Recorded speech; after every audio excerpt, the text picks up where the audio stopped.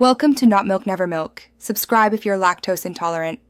You begin by picking a suitable card and seating yourself so your forearm rests on the table. Place the card at the base of your fingers with the thumb on the short edge and fingertips curled. This shortens reach and creates a natural cradle.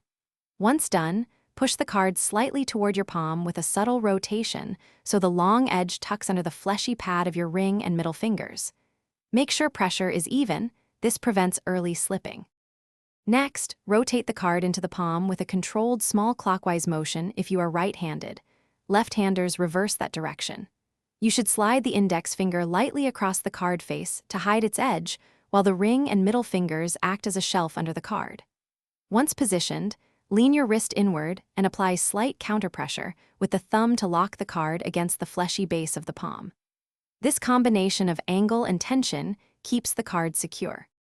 Finish by practicing concealment with small natural movements.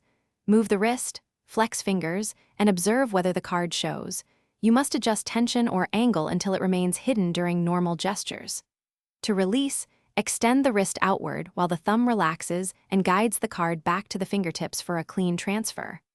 If things go wrong and the card becomes visible or slips, increase the rotation into the palm, switch to a stiffer card, or slightly reposition the finger.